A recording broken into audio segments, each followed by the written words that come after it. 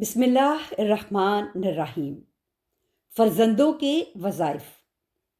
باپ اور ماں دو ایسے گراں بہا وجود ہیں کہ ہر کوئی ان کی قدر و قیمت سمجھتا ہے اور انہیں احترام کی نگاہ سے دیکھتا ہے۔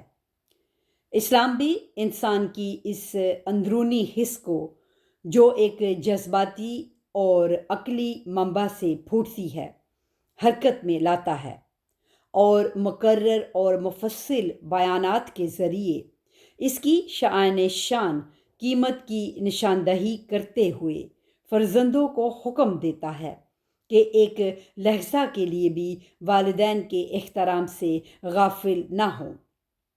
قرآن مجید میں متعدد مواقع پر والدین کی اطاعت کا ذکر خدا کی اطاعت کے ساتھ کیا گیا ہے اور بعض صورتوں میں اولاد آدم کے لیے پہلی سفارش کے طور پر بیان ہوا ہے۔ ایک جگہ ارشاد ہوتا ہے، تمہارے پروردگار نے تمہیں حکم دیا ہے کہ اس کے سوا کسی کی پرستش نہ کرو اور ماں باپ کے ساتھ نیکی کرو، اگر ان میں سے ایک یا دونوں تمہارے سامنے بڑھاپے کو پہنچے تو ان کے سامنے اف تک نہ کرو اور نہ انہیں جھڑکی دو اور ان سے ملائمت سے بات کرو اور ان کے سامنے مہربانی کے ساتھ خاکساری اختیار کرو اور کہو، اے پروردگار، ان پر اسی طرح رحمت فرما جس طرح انہوں نے طفلی میں میری پرورش کی ہے۔ ایک اور جگہ خداوند عالم فرماتا ہے، اور ہم نے انسان کو جسے اس کی ماں نے دکھ پر دکھ سہ کر پیٹ میں رکھا اور اسے 2 سال دودھ پلایا، اپنے اور اس کے ماں باپ کے بارے میں تاکید کی کہ میری اور اپنے ماں باپ اور ماں کی شکر گزاری کرو اور آخر تجھے ہماری طرف لوٹ کر آنا ہے۔ رسول اکرم صلی اللہ علیہ وآلہ وسلم فرماتے ہیں، باپ اور ماں کے ساتھ نیکی اور احسان نماز اور روزے اور حج اور عمرہ اور جہاد سے افضل ہے اور اس کا ثواب زیادہ ہے۔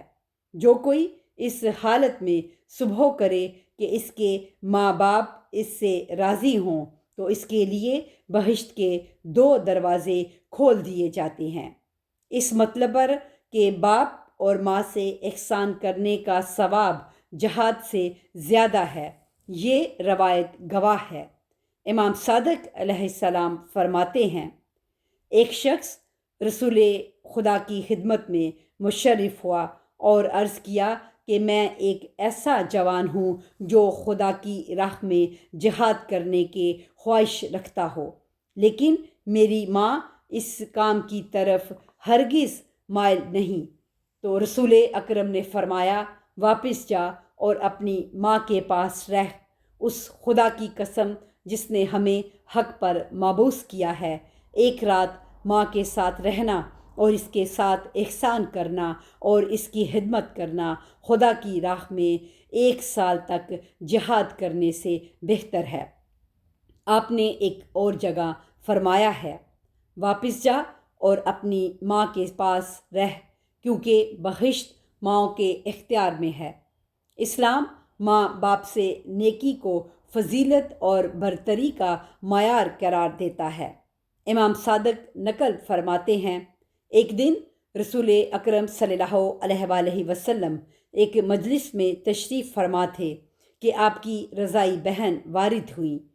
حضرت نے ان کی شائن شان عزت کی اور انہیں دیکھ کر خوش ہوئے اور ان کے لیے کپڑا بچھا دیا تاکہ اس پر بیٹھیں اور بعد میں ان سے گفتگو میں مشغول ہو گئے۔ کچھ دیر بعد وہ چلی گئیں اور تھوڑی ہی دیر بعد ان کا بھائی جو حضرت کا رضائی بھائی تھا حاضر خدمت ہوا، لیکن اب کہ حضرت نے ان کے لیے ویسی تعظیم انجام نہ دی۔ حاضرین میں سے ایک نے پوچھا کہ یا رسول اللہ، اس فرق کی کیا وجہ تھی حالانکہ یہ شخص مرد ہے؟ آپ نے فرمایا، اس کی وجہ یہ تھی کہ وہ لڑکی اپنے باپ اور ماں کا زیادہ احترام کرتی ہے۔ اسلام باپ اور ماں کے حق کو سب حقوق سے بڑا گردانتا ہے اور اسے ہر چیز پر مقدم سمجھتا ہے۔ ایک شخص نے امام صادق سے عرض کیا، میرے ماں باپ سنی ہیں۔ امام نے فرمایا، ان سے اسی طرح نیکی کرو جس طرح تم ہمارے دوستوں کے ساتھ نیکی کرنے کے لیے موظف ہو، اور بدبخت ہے وہ شخص جو ان وظائف کے انجام دینے میں کوتاہی کرے یا باپ اور ماں کا مغضوب ٹھہرے۔ رسول اکرم نے فرمایا، جس شخص پر اس کا باپ اور ماں غضبناک ہوں، اس کی جانب جہنم کے 2 دروازے کھول دیے جاتے ہیں۔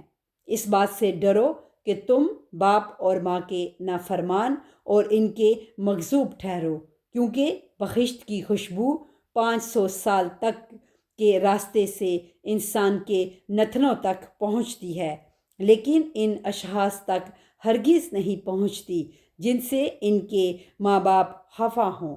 اور جیسے کہ آیا قرآن سے جس کے پہلے کا ذکر کیا گیا ہو استفادہ ہوتا ہے، اس نافرمانی کا کم ترین درجہ یہی ہے کہ کوئی شخص اپنے باپ اور ماں کے سامنے اف کرے۔ امام صادق فرماتے ہیں، اگر خدا تعالیٰ کسی چیز کو اف سے کمتر سمجھتا تو اس سے بھی منع فرما دیتا۔ نافرمانی کے درجوں میں سے ایک یہ بھی ہے کہ انسان باپ اور ماں کی جانب تند نگاہ سے دیکھے۔ رسول اکرم صلی اللہ علیہ وآلہ وسلم کے اس ارشاد کو بھی ذہن میں رکھنا چاہیے کہ آپ نے فرمایا ہے، بڑے بھائی کا چھوٹے بھائی پر ویسا ہی حق ہے جیسا باپ اور ماں کا اپنے فرزند پر ہے۔